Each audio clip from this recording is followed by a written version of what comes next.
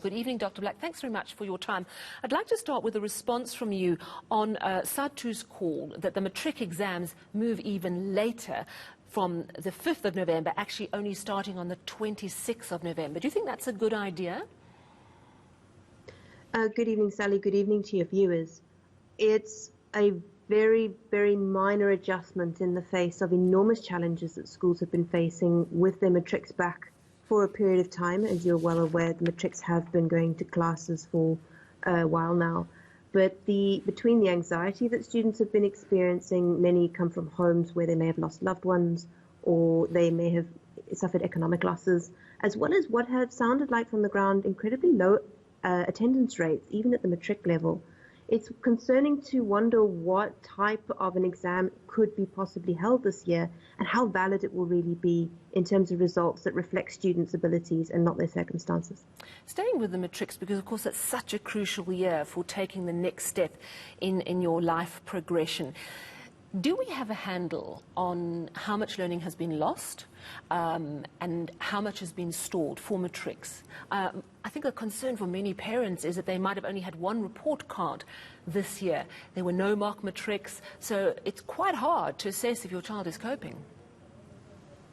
Absolutely. It's incredibly difficult to get a pinpoint on what the child has mastered, what are they going to recall as well, given as I said, some of the previous stresses that I mentioned in my previous answer. And everybody seems to be flying a little bit blind at the moment, particularly since there is little to no indication from the higher education institutions as to what they are going to do about first year applications and admissions next year. And so that means that schools and parents and students are all trying to grasp as hard as they can for something that looks like normal grade 12, when it's not possible to attain that under the current conditions. So for me, that, as you say, that important bridge from grade 12 into the next phase of the education career is almost impossible to navigate until you know what type of a target you're aiming for, once you understand what the universities are going to do with their admissions issues. Do you think there's a broad acknowledgement already within the education sector, both basic education and tertiary, that the matrics of 2020 are just going to need a little bit more time? And a few more years, perhaps, to catch up, yeah? In general, yes. I do think that there are preparations and acknowledgement there are going to be extended academic programs that will need to be put in place for this particular cohort. But it's important to recognize that what we normally have with whatever we call our National Senior Certificate and our progression rates of all grades through schools is already something that is not serving the vast majority of our children. And you see this in the proliferation of extension and academic programs in universities already. So the number of students who require 4 years to complete a 3-year degree, the number of students who just don't make it to that level at all. So it is worth mentioning that whatever we're trying to do here, is it really actually the correct target to be trying to reconstruct what we normally have, when what we normally have serves so few and fails so many? Absolutely. And one thing this pandemic has highlighted is the massive inequalities in our education system. And let's focus now on the rest of the grades. So many of the grades finally getting back to school. Some of those children have not been to school for 5.5 months. Remember, of course, schools closed before the first lockdown occurred. For children in that position who've lost 5 months, yes, some of them have been able to do some remote learning, but as you say, the children who are very poor, who've had very little access, have probably had next to nothing. Is the year all but lost for those other grades? We need to be thinking about automatic promotion for those grades. There are ways of adjusting the curriculum, of filling in learning backlogs, of being a little selective about what parts you focus on and which parts you treat as perhaps less of a priority.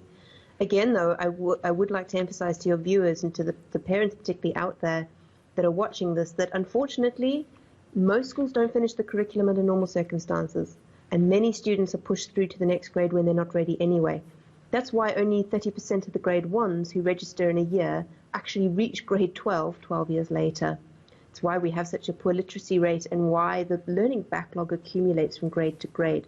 So under COVID conditions, pushing the kids through and saying, cool, we're going to have to just deal with a learning backlog in the classroom, understanding the effects of that as we go, is for most schools, it's business as usual.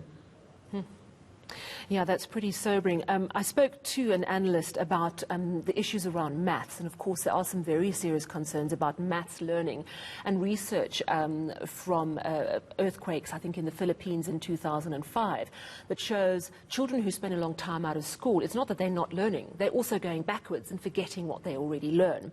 But also there was a sense that this could be an opportunity to trim the curriculum, to fix things that aren't working, and that there are some signs that the Education Department is starting to seize on that. Are you seeing any positive shoots that there is a sense of we've got to trim this curriculum, we've got to make it more agile to work with the children where they are? Certainly, I think that the overpackedness of the content of the curriculum is starting to get a lot more focus. What I'm seeing at my end is, for the first time in a while, something that I find very hopeful, which is teachers, students, and parents standing together going, actually, the status quo of the system prior to COVID is what made COVID so devastating in the first place. It's that status quo that needs to change. And that's not just an overfull curriculum, but that is also overcrowded schools that have inadequate classrooms and inadequate teachers to deliver the curriculum. There's a reason why parents are willing to fork out quite large sums of money to subsidize the schools that can charge fees if they can. But the schools that can't charge or collect fees are in a real dire condition, short-staffed and with inadequate infrastructure. And you're never going to get good teaching and learning results under those conditions. So what makes me hopeful, and it's a slim hope, but it's a hope, is that finally parents and teachers and students are coming together going, COVID wouldn't have been so devastating if our schools were functional and resourced properly. And that's what we need to change.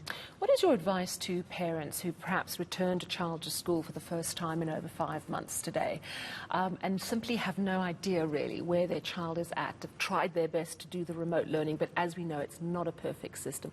What is your advice to every parent? I would give any parent 2 pieces of advice as an experienced teacher myself. The first is communicate with your child's teachers, talk to them, ask them what's happening in class, and get a sense of a holistic net of support around the child by communicating productively and constructively with the school. And the second I would say to parents is pay attention to the emotional state of your child right now. They're going to be very anxious. That affective barrier is going to get in the way of them learning at a moment when they need to be learning the most.